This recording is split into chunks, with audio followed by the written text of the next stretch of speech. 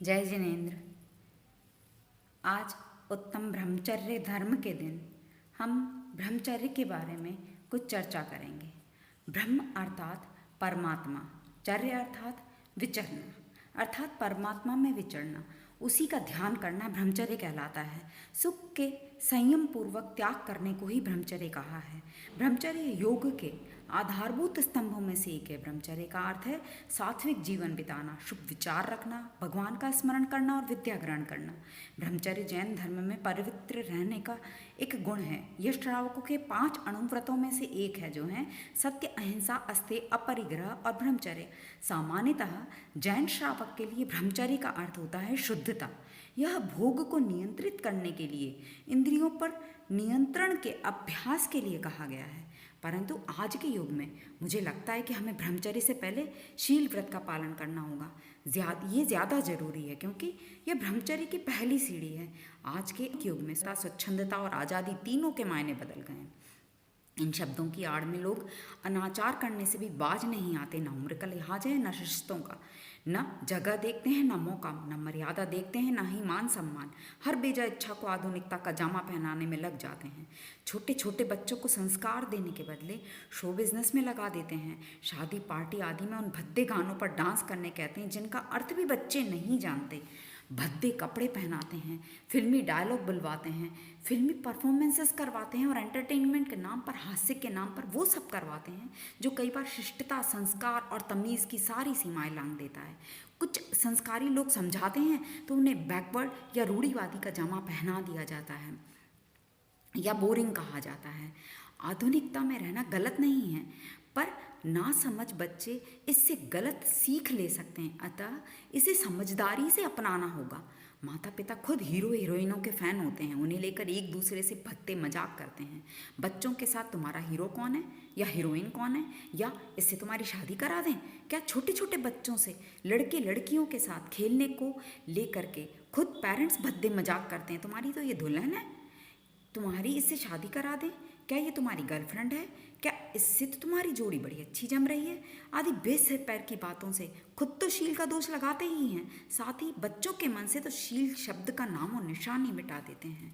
बच्चे आधुनिकता के नाम पर भद्दे कपड़े पहनते हैं, आउटडेटेड ना लगें इसलिए अमर्यादित भाषा, आचरण और पहनावा रखते हैं। कपड़ों पर उल्टे सीधे कोटेशंस लिखे होते हैं। कपड़े तन ढकने के लिए नहीं, दिखाने का काम करते हैं।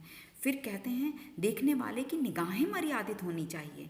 हमें घर से ही लड़कों को संस्कारित करना होगा, औरतों की इज्जत करना सिखाना होगा, लड़कियों को सही गलत और मर्यादा के साथ दुनिया से निपटना सिखाना होगा।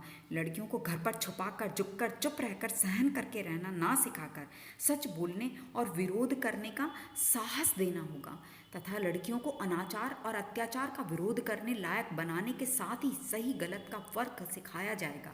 तभी संस्कार पड़ेंगे। लड़कों को लड़कियों से मर्यादित व्यवहार करना, बराबरी का हक देना, इज्जत करना, सपोर्ट करना सिखाने के साथ ही स्पेस देना भी सिखाना होगा।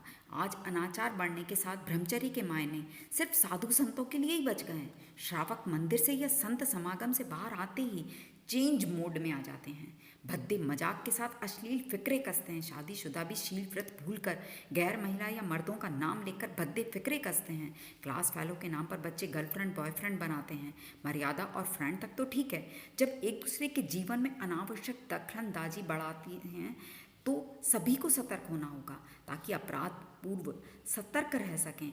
लोग उम्र का भी लिहाज नहीं करते। कई बार बड़ी उम्र में भी बचपन के साथी मिलने पर अमर्यादित बातें करके सदाचारियों को ठेस पहुंचाते हैं। बची हुई कमी मोबाइल पूरी कर देते हैं।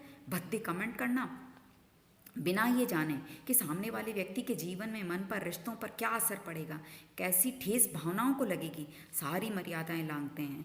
और ये सभी शील को दोष लगने वाली बातें हैं। मुझे लगता है ब्रह्मचर्य तक पहुंचने की पहली सीढ़ी शील का पालन करना है और चारित्रिक मर्यादा का पालन करना है। आप जिन्हें अपना कहते हैं उनके चरित्र और शील की रक्षा और सम्मान आपका धर्म है।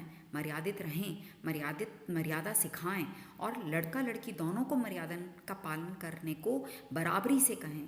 तभी जीवन में हम शील का और अंततः ब्रह्मचर्य का महत्व समझ सकेंगे। श्रावकों के लिए ब्रह्मचर्य का पालन जैन धर्म में शादी पूर्व संबंध ना बनाए रखना और शादी के पश्चात सिर्फ एक पत्नी व्रत के पालन के साथ ही किसी अन्य पुरुष या स्त्री के बारे में न तो सोचना, न भावनाएं प्रकट करना, न अमर्यादित व्यवहार करना और न ही अन्यत्र संबंध बनाना ही ब्रह्मचर्य है, जिसका आवश्यक रूप से पालन करना ही होगा।